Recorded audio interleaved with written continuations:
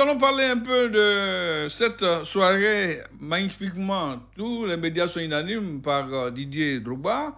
Il avait la maîtrise, le verbe, il avait l'anglais collé à sa langue. Il avait vraiment assuré. Ce sont les commentaires des médias, des confrères. Comment l'avez-vous trouvé? Cette fois, il n'était pas stressé, il était dans son affaire. Oui, c'est dans son élément. C'est la deuxième fois de suite qu'il présente la cérémonie du Ballon d'Or. C'est un honneur pour le continent africain et particulièrement la Côte d'Ivoire. C'est une cérémonie prestigieuse. Le Ballon d'Or, c'est quand même un des grands moments de l'année footballistique. Et cette cérémonie-là qui rassemble tous les acteurs, tous les sponsors, toutes les grosses entreprises qui sont autour de ce Ballon d'Or-là. Et cette cérémonie est présentée par un Ivoirien, par l'ancien capitaine des éléphants, Didier Drogba. Je pense que c'est un honneur pour le football ivoirien et le football africain. Je dis qu'il n'est pas journaliste, animateur. C'est vraiment, il a assuré tout ce matin, que ce soit les télévisions ou les radios européennes, n'ont pas manqué de verbe pour commenter la prestation de Didier Drogba qui, selon une radio de la place, a dit comme ça que Didier a volé la vedette aux autres vedettes. Donc Messi, Ballon d'Or pour la 7e fois devant Lewandowski, Jorginho, et la Bousca remporte ainsi son 7e Ballon d'Or, mais cette fois-ci, beaucoup de contestations. Oui, c'est un Ballon d'Or qui est contesté. C'est vrai, rarement j'ai vu un Ballon d'Or qui suscite beaucoup de commentaires. C'est vrai, il y a de la suspicion autour de ce choix-là. J'avoue que franchement, sur ces dernières années, franchement, c'est vrai que c'est un choix discutable. Moi, j'aurais peut-être vu Lewandowski, qui quand même, c'est vrai qu'il a été en 2020, il devait gagner le Ballon d'Or, mais il y a eu le Covid, le Ballon d'Or n'a pas été attribué. Mais ces dernières années, il reste quand même sur de belles prestations. C'est vrai qu'on peut tout dire, le Bayern n'a pas gagné. En 2020, la Covid fait qu'il n'est pas distingué. En 2021, il est deuxième. Quand on cumule, il est premier. Il est premier, oui, mais c'est ce que nous sommes en train de dire. Habib a dit quelque chose de fort hier, à l'écouter. Il a dit le seul problème de Lewandowski, à l'instar de certains joueurs, c'est qu'il est polonais. Il est polonais, oui. Ouais, il n'est pas aussi médiatisé. Voilà. S'il était un Italien, un Argentin, un Brésilien, un Français, on n'aurait même pas discuté. Ouais. C'est le cas de notre frère africain sénégalais, Mendy. Edouard Mendy. Qui perd sur le fil devant l'Italien, le gardien du Paris Saint-Germain, l'Italien gardien du Paris Saint-Germain. C'est vrai que Edouard Mendy, il a fait quand même une très bonne saison. Il a gagné la Ligue des Champions. On me dit que le gardien du PSG a gagné l'Euro avec la Squadra Azzurra.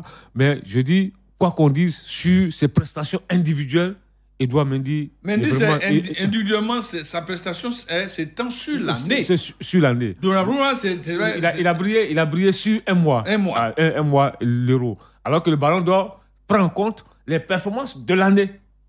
C'est pour ça que quand on se pose la question, Chariot, prenez 2015. 2015, l'Ivoirien Yaya Touré gagne son 4e Ballon d'Or. Assorti de quoi? De la Coupe d'Afrique des Nations remportée à Bata en Guinée équatoriale. Mais il n'a même pas pu figurer dans les 5 premiers du Ballon d'Or. Il y a un problème. Oui, parce que pour eux, la CAN, c'est une petite compétition. Par rapport à la CAN, dans les statistiques, la CAN est devant la Copa América. Mais pour eux, ils ne considèrent pas la Coupe d'Afrique des Nations. C'est ça, c'est ce qui est dramatique. Pour eux, la Coupe d'Afrique des Nations, c'est une compétition, une petite compétition par rapport à la Copa América, par rapport à l'Euro. Bon, on ne peut pas comparer ça à la Coupe du Monde, on ne peut pas comparer ça aussi à l'Euro. Mais je dis que c'est vraiment dommageable. C'est dommageable pour le football africain. Depuis George Weah en 1995, aucun Africain n'a encore remporté ce Ballon d'Or. Selon les mêmes occidentaux, selon leurs statistiques, après la Coupe du Monde, en matière de notoriété, de popularité, après la Coupe du Monde arrive la CAN, devant même l'Euro, devant la Copa América. En 3e position, la Copa América, ensuite l'Euro. Et quand vous avez des garçons qui brillent en Coupe d'Afrique des Nations, comment voulez-vous comprendre qu'un monsieur comme Mo Salah soit 7e? Vous suivez la rediffusion de Vérité des Sports. C'est incroyable. C'est le choix, c'est le classement des journalistes. Je pense que c'est aussi discutable. Il y a trop d'émotions chez nos confrères parce que c'est incroyable. C'est aussi discutable parce que ce garçon-là, quoi qu'on dise, depuis 2 ou 3 saisons, il est au fait de sa puissance. Même Sadio Mané n'est même pas dans les 15 premiers. Au fait de sa puissance, c'est lui qui tire Liverpool vers les sommets. Et je pense que là, c'est des choix discutables. Le top 10 donc de ce ballon d'or. Premier, Lionel Messi, Lewandowski, deuxième, troisième, Jorginho. Karim Benzema en 4e position, N'Golo Kanté 5e, Cristiano Ronaldo 6e. Le positionnement de Cristiano, ça vous sied en 6e position? C'est aussi discutable. Tout est discutable. Ouais, c'est discutable. Franchement, c'est un ballon d'or qui suscite beaucoup de commentaires. Pour une fois. Parce que déjà, c'est déjà arrivé lorsque le défenseur italien, l'année où Zidane devait... En 2006. En 2006. C'était, le carton rouge a privé Zidane de ce ballon d'or-là. Ouais. Bon, c'était quand même un grand coup parce que Zidane, il avait brillé sur l'année, il avait été impressionnant, mais malheureusement pour lui, l'exemplarité a pris le dessus sur l'aspect sportif. Il n'a pas pu avoir ce ballon d'or en 2006. Et sinon, il y a des ballons d'or qui ont été indiscutables. L'année où Ronaldo... Je parle du Brésilien, Ronaldo avait remporté le ballon d'or, c'était indiscutable. L'année où Ronaldinho avait gagné, c'était la même chose. Ouais. Même George Weah. Même quand George Weah. Voilà, les gens considèrent que pour George Weah, c'était un accident. Comme l'avait dit à ce certain Africain. Il faut revoir. Et surtout qu'on a des confrères africains qui voient. En Côte d'Ivoire, ici, on est tente de le joindre depuis Adam Khalil. Il devait nous expliquer comment est-ce qu'il... Certainement, lui, il a voté aussi Messi. Ils sont tous guidés... ou bien on étend le vote à tous les journalistes accrédités.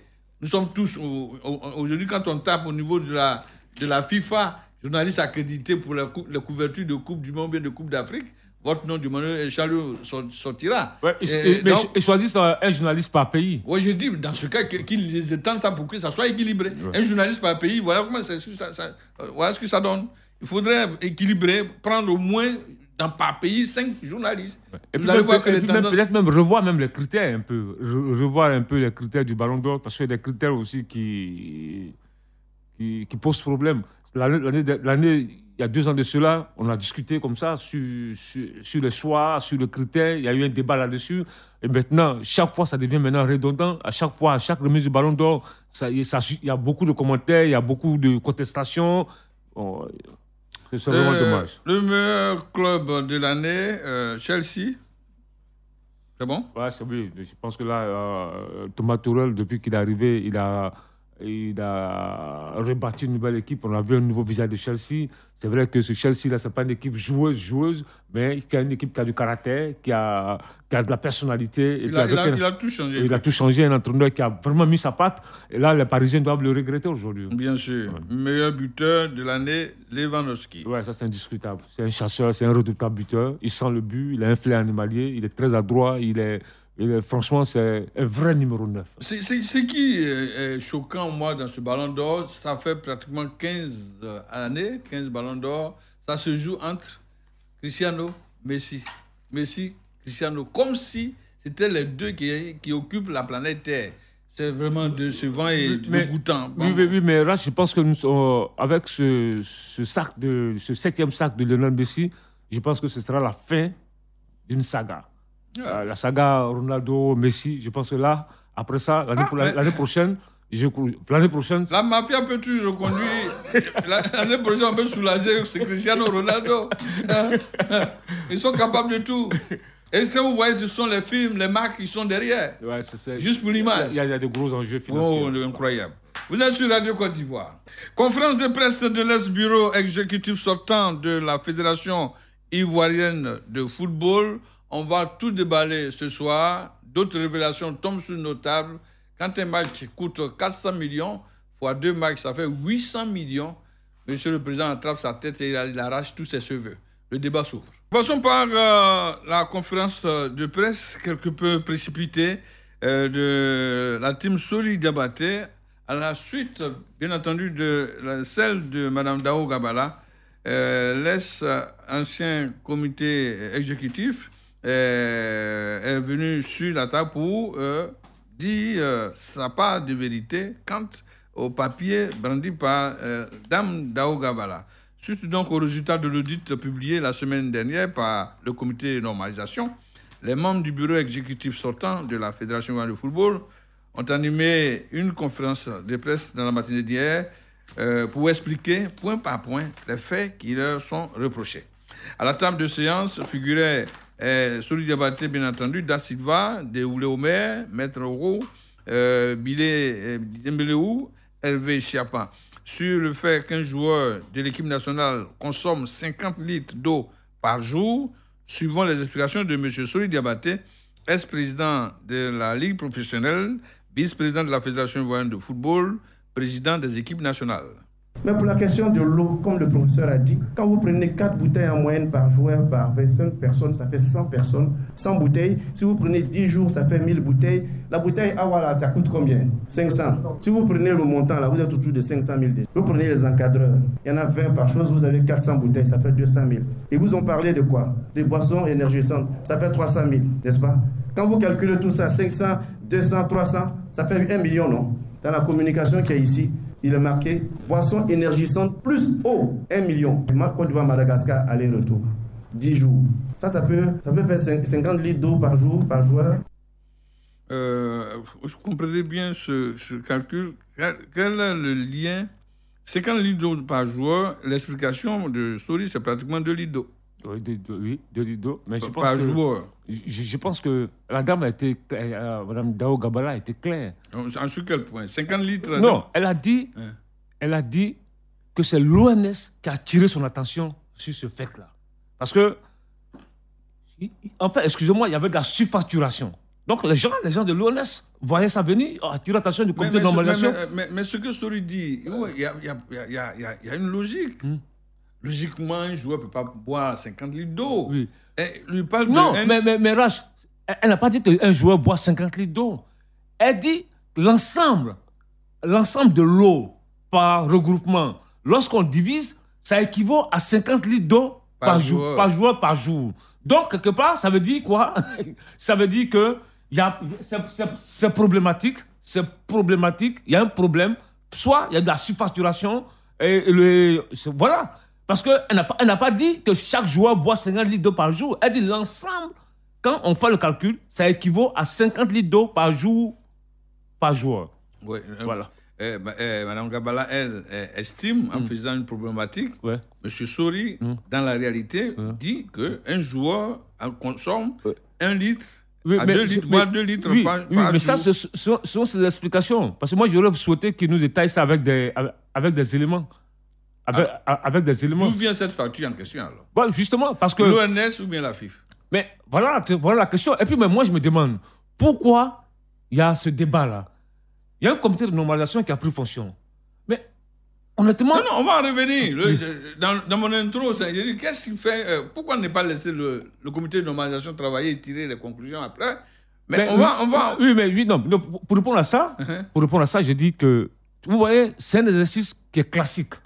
Moi, quand tu vas habiter une maison, mais Rach, avant d'habiter dans la maison, tu fais l'état des lieux. Si cette prise est bonne, si la serrure est bonne, tu fais un état. C'est un audit de la maison que tu fais avant d'habiter la maison.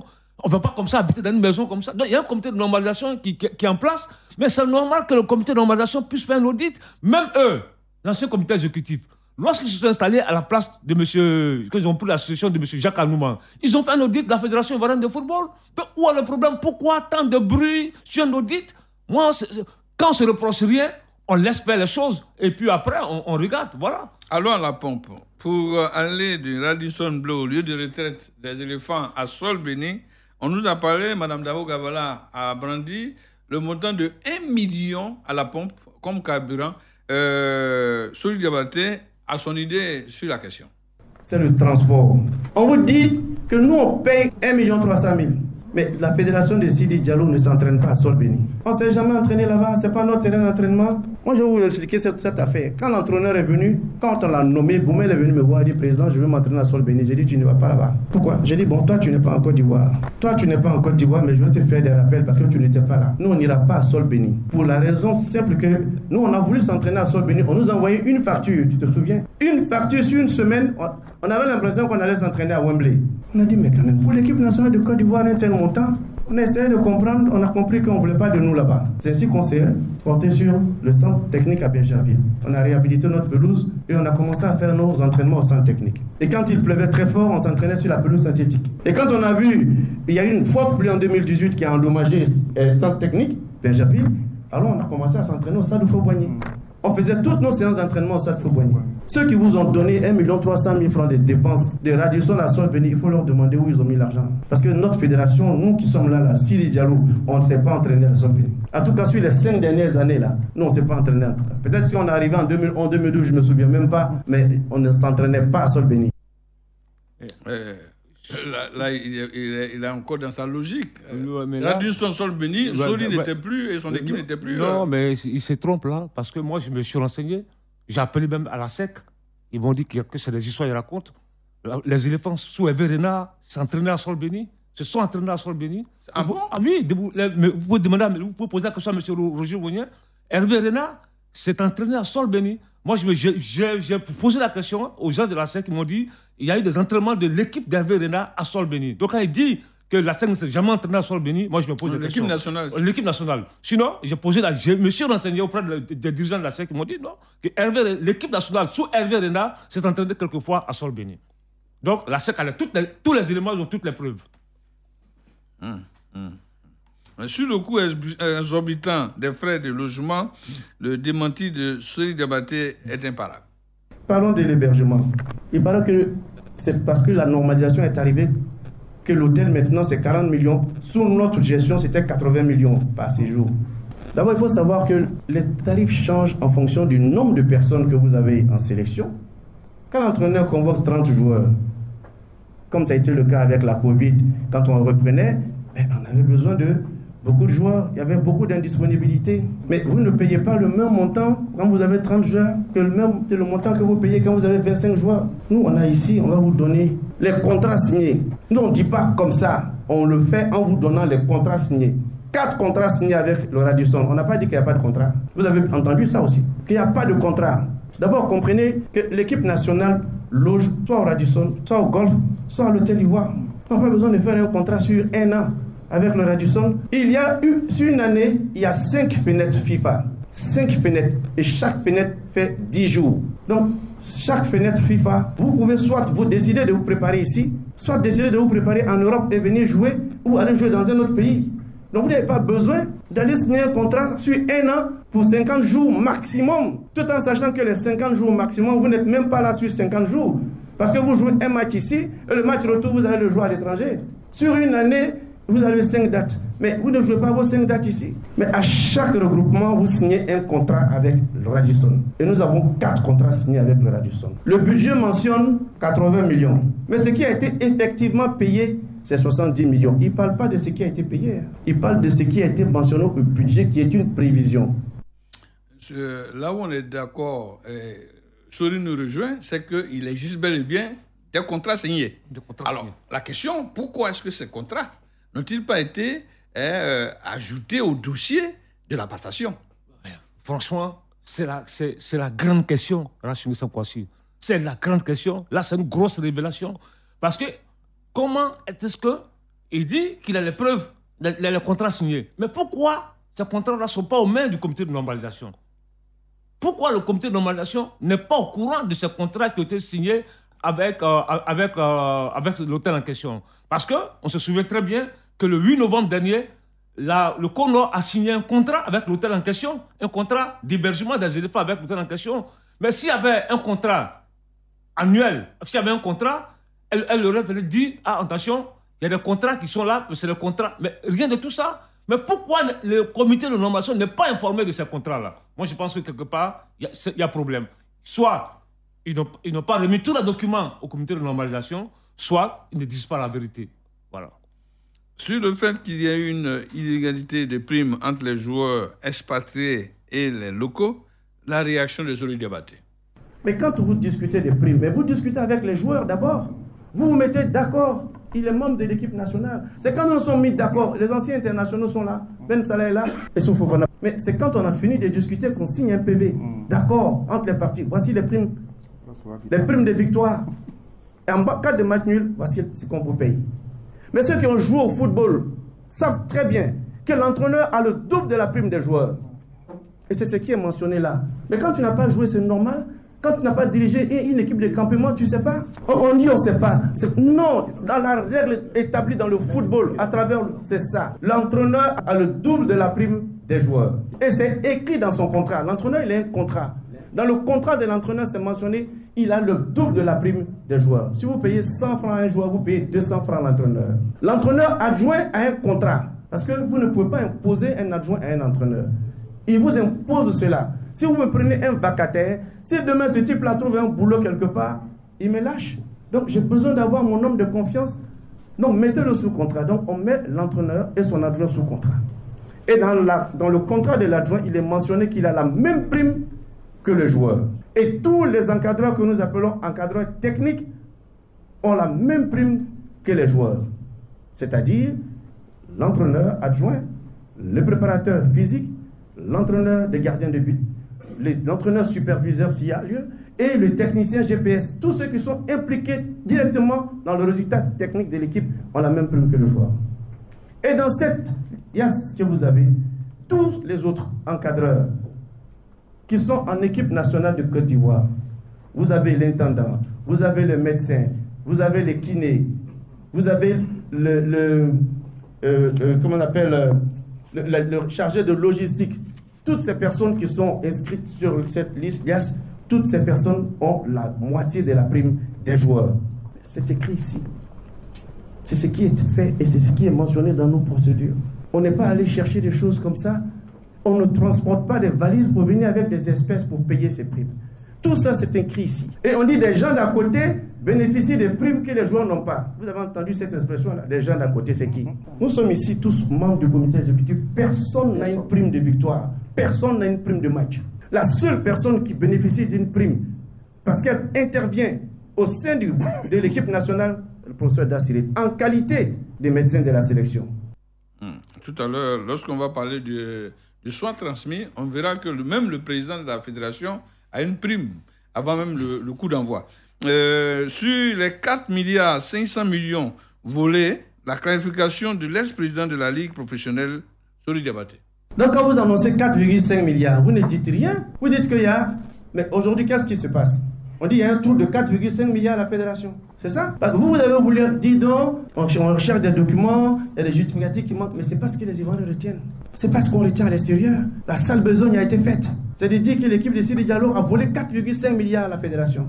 Bon, donnez-nous les documents. Vous parlez de quel rapport? Quand vous êtes arrivé, vous avez dit que vous allez faire un rapport sur les années 2019 et 2020. C'est bien ce qui a été annoncé. Donc quand vous sortez quand vous faites maintenant une communication, quand vous dites qu'il y a 4,5 milliards qui ont disparu dans les caisses de la fédération, où il y a un trou, ou bien il y a des montants qui ne sont pas justifiés, tout le monde fait référence aux années 2019 et 2020, parce que c'est ça que vous avez annoncé. Vous voyez comment c'est malsain? Et même si vous voulez rattraper après, vous dites non, il y a une partie qui concerne l'ancien comité directeur, mais qui a le temps de vous écouter? Mais allez-y plus loin, expliquez aux Ivoiriens ce que c'est les 4 milliards. Ça part de quel rapport? C'est le rapport de EY, SNN Senyang qui dit qu'on a volé 4 milliards 5. C'est le rapport du commissaire aux comptes ou bien c'est le rapport de l'inspection générale d'État? Vous avez les documents, mais mettez-les à disposition. Point par point, nous allons nous asseoir, voici un expert comptable qui est assis là. Point par point, vous nous dites, vous nous interrogez, ça, où est la pièce justificative? Maintenant, on va vous la sortir. Tous les documents sont à la fédération. C'est un débat qui est vraiment ouvert. L'audit est précis sur certaines questions. Les éléments sont en train de fuiter. Réaction d'abord sur les 4 milliards et puis on va tomber sur ce nouveau dossier qui sort des lignes de l'audit et qui éclabousse pratiquement le comité sortant. À propos des 4 milliards, vous avez compris quelque chose? Moi, son explication, franchement, je suis étonné parce que c'est pas ce que la dame a dit. On a assisté à la conférence de presse de la dame. Parce que je pense que Sori, il est en train d'enfumer les gens. Il emploie de belles paroles, c'est la phraséologie qu'il fait. Il est en train d'enfumer. La dame, on lui a posé la question à plusieurs reprises sur les 4 milliards.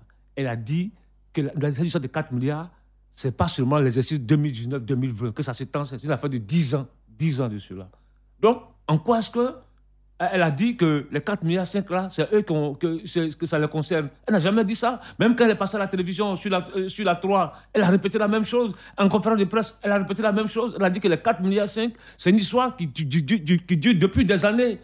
Donc là, moi, je suis quand même surpris. Et puis même tout à l'heure, quand tu l'as écouté sur les histoires de primes, de ces primes, mais Sori il n'a pas répondu à la question. La dame a dit qu'il y avait une égalité de primes entre les joueurs locaux et les expatriés, n'est-ce pas? C'est ce qui a été dit à la conférence de presse. Mais Sori ne répond pas à ça, il parle d'autre chose. La dame a dit, elle était claire là-dessus, qu'il y a une inégalité. Il ne parlait que des entraîneurs. Des entraîneurs. Alors que la dame n'a jamais parlé des entraîneurs. Elle a dit qu'il y avait une inégalité entre les primes des joueurs locaux et des joueurs et des expatriés, des professionnels. Donc voilà, moi je pense que quand on veut répondre, il faut répondre point par point. Mais ce qui me gêne un peu, c'est que ce combat-là est en train de glisser sur le pauvre corps de fin de Sidi Diallo. Moi, je ne peux pas accepter ça. Sidi Diallo, paix à son âme, est parti, mais on parle d'un comité exécutif. Si le défunt, pourquoi vouloir sortir toujours le nom de... C'est un peu gênant pour moi. Non, mais là, c'est facile à comprendre. Ils sont dans l'émotion. Ils veulent jouer sur l'aspect émotif des gens pour endormir les Ivoiriens. Alors, parce que quand tu lis, c'est des éléments de langage. On dit, bon, voilà, communiquer dessus. Non, le défunt Sidi Diallo, on veut humilier le corps de Sidi Diallo. À la conférence de presse, il y a le fils de Sidi Diallo. On fait venir le frère de Sidi Diallo. Avant la conférence de presse, on nous dit qu'on a appelé Madame Sidi. Mais c'est n'importe quoi. La famille de Sidi Diallo n'a rien à voir. C'est une équipe qui a été élue. Ouais. C'est une équipe qui a été élue élue à la tête de la Fédération ivoirienne de football. Ce que Sidi a fait quand même pour le pays, le traiter comme ça dans les conférences, c'est un combat qui n'a rien à voir avec la famille. La famille de Sidi Diallo, ça n'a rien à voir. C'est une équipe qui a été élue. C'est une équipe qui gère la Fédération ivoirienne de football. Et puis la preuve, je vais vous donner un exemple. À la conférence, ils ont parlé de ça. Les décaissements qui ont été faits, plus de 100 millions de francs CFA depuis leur évocation le 24 décembre jusqu'au 14 janvier 2021. Mais Sidi Diallo n'était plus de ce monde. Excusez-moi, Sidi Diallo n'était plus de ce monde. Mais vous avez décaissé de l'argent dans le compte de la Fédération ivoirienne de football. Est-ce que c'est M. Sidi Diallo qui vous a dit de le faire? Je dis non. Et puis, il ne faut pas ramener tout à Sidi Diallo. On sait tous que M. Sori Diabaté, il a occupé des postes clés au sein de la Fédération ivoirienne de football, vice-président de la Fédération ivoirienne de football, président de la Ligue de football, président de la commission des équipes nationales. L'équipe nationale, c'est lui qui gère l'équipe nationale. Moi, c'est la première fois que je vois ça au monde. Quelqu'un qui gère les équipes nationales, qui gère en même temps le football professionnel. Je n'ai jamais vu, mais c'est encore du bon, on a vu des trucs comme ça. Président de la commission de développement, vice-président du COCAN, pour un seul individu. Et aujourd'hui, on parle de ça, tu dis non, que les gens veulent... non, ça n'a rien à voir avec Sidi Diallo. C'est une équipe qui a été élue. C'est comme la prochaine élection à la tête de la Fédération ivoirienne de football, c'est une liste qui a élu. Ce n'est pas un individu qui a élu, c'est une liste qui a élu. Quand tu es candidat, tu viens avec ta liste. Il y a M. Rachid Sankwasi, sur la tête de liste. Il y a M. Choualé Diomandé, il y a M. Brice Ouassi. C'est une liste qui a élu. Donc, ne ramenons pas le débat à un défunt. Je dis non, ils veulent jouer sur l'aspect émotif. Ça, c'est un peu gênant. Pour distraire les Ivoiriens. Le problème de fond, il est là. M. Rachid Sankwasi. Aujourd'hui, le problème, c'est quoi? On nous dit... Mais ça, moi, ce qui me désole, ce débat-là, c'est pas maintenant que ça a commencé. C'est une affaire depuis 2018-2017. Cette crise-là. Quand les clubs, près de 30 clubs se sont levés pour dire non, notre fédération est mal gérée. Mais c'est l'aboutissement qui est là aujourd'hui. Et maintenant, c'est maintenant que les preuves sortent. Mais pourquoi on veut ramener ça à un débat de personnes? Non, je dis non. Quand des footballeurs disputent le championnat de Côte d'Ivoire, sans assurance, c'est un problème de personnes, ça? Comment on peut faire jouer des gamins sans assurance? Vous mettez en jeu l'intégrité physique de ces gamins-là. Et ça c'est un problème de personnes. C'est des problèmes de fond qui sont là. Quand la Côte d'Ivoire dispute une Coupe du Monde en 2014, tous les pays qui ont été éliminés au premier tour ont perçu près de 4 milliards 500 millions. Tous les pays qui ont été éliminés au premier tour, la Côte d'Ivoire a perçu 4 milliards 500 millions après le mondial. Mais jamais les clubs, ils se sont plaints, les clubs du GIE se sont plaints, ils n'ont jamais vu cet argent. Voici les problèmes de fond. Donc moi je pense qu'il faut qu'on pose le vrai problème. C'est l'argent du football ivoirien. C'est l'argent de la Fédération ivoirienne de football. La fédération n'appartient pas à des individus. Ça appartient au club de Côte d'Ivoire. Et l'État finance. L'État de Côte d'Ivoire finance. Les membres de la fédération sont les employés des clubs. Et voilà. Avant d'aller aux 2 matchs qui coûtent 800 millions à l'État de Côte d'Ivoire, les écritures, on le dit, laissent toujours traces, comme les éléphants laissent traces sur la route de Sol-Béni. On a profité de la publicité pour aller tomber sur le bingo. La vérité est trouvée. Charles Diomandé. Oui, c'est un article de presse. Séance ouverte à la presse à Sol-Béni. Je lis l'article, le début de l'article. Dans le cadre de la préparation de son match de la 4e journée des éliminatoires de la CAN 2015 face au RD Congo, le mercredi 15 octobre prochain, au stade Félix Houphouët-Boigny, les éléphants ont tenu une séance d'entraînement ouverte à la presse à Sol-Béni dans l'après-midi de ce lundi 13 octobre.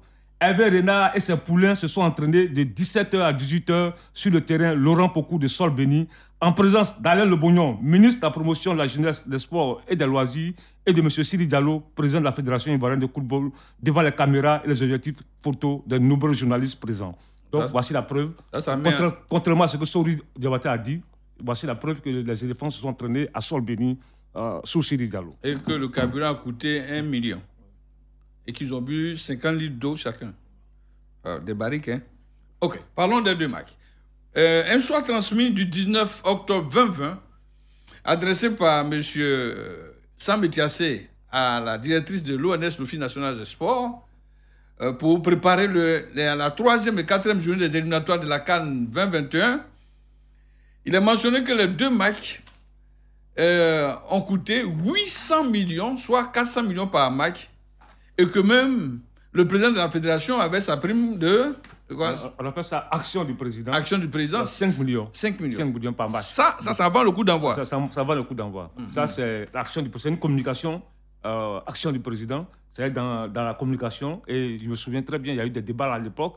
Même pour la Coupe d'Afrique, souvent, c'est monté jusqu'à 100 millions. C'est vraiment détaillé. Tout est détaillé. Tout est détaillé là. Ce matin, c'était sur les réseaux sociaux. Hein, et puis bon, on allait tirer, on a vu ça. C'est une communication signée Sam Etiassé, préfet hors grade, qui a été adressée à la directrice générale de l'Office des sports, national des sports, OMS, le 19 octobre 2020. Et voilà, tout est détaillé. 2 matchs, 800 millions. Donc c'est ce qui a suscité beaucoup de commentaires, qui a choqué.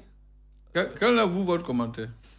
Écoutez, moi, franchement, je suis quand même surpris que pour 2 matchs, on puisse quand même dépenser un tel montant. Franchement, je me pose la question. Maintenant, il faut que... En ce moment, le stade de Houphouët-Boigny n'était pas fermé, hein? Non, c'était pas fermé. Donc, le stade de Houphouët-Boigny a été transporté sur une planète. Mais ça devait coûter cher quand même. Je pense que là, il faut qu'il puisse nous informer, nous détailler un peu ce qui se passe. Mais là, parce que tout est détaillé. Ça fait près de 800 millions pour 2 matchs. 800 millions pour 2 matchs. Franchement... Il y a des voitures en location. Ça coûtait combien? Bon, là, il faut que je cherche. Ils ont payé des présidents de commission, des responsables, pôle médical, sélectionneurs, préparateurs des gardiens, médecins, transport aérien Paris-Abidjan-Paris, Paris-Abidjan. Franchement, c'est un chapitre, 800 millions, mais je pense que c'est quand même trop. Parce que là, pour les mêmes matchs aujourd'hui, ce n'est pas le même montant, hein, avec la normalisation, ce n'est pas le même montant. C'est encore plus bas, très bas même. Je rappelle, pour les mêmes causes qui produisant les mêmes effets, la Guinée-Conakry voisine et le Tchad, eux aussi, sont mis sur normalisation depuis 48 heures. Jusqu'au 22 décembre prochain, la FIFA a décidé vraiment de secouer toutes ces fédérations qui traînent le pas et qui créent quelques désarrois dans la trésorerie des États. Non, mais vous voyez, c'est ce que... Quand j'entends souvent dire que c'est un complot de la FIFA, c'est des problèmes de personnes. Non, Rach. Toi, tu es un journaliste sportif, tu sais ce qui se passe. Depuis des années, la FIFA fait des audits. Elle fait des audits partout, dans toutes les fédérations. Elle fait des audits pour contrôler l'argent qu'elle donne. Parce qu'on oublie ça aussi. Les fonds de développement, là, c'est l'argent de la FIFA. Et c'est même quand tu prends les fédérations, toutes les fédérations, le directeur exécutif des fédérations sont payés par la FIFA. Ça m'est assez. Il était payé par la FIFA. Ouais. C'est l'argent de la FIFA. C'est même pas l'État qui le payait. C'est l'argent de la FIFA. Donc la FIFA donne l'argent aux fédérations, elle contrôle. Mais ici, on va nous faire croire que non. Pourquoi la FIFA vient auditer? Mais franchement, je pense que heureusement que tout ça est arrivé. Et aujourd'hui, on va repartir sur de nouvelles bases parce que le prochain président de la fédération ne pourra pas se comporter comme ça.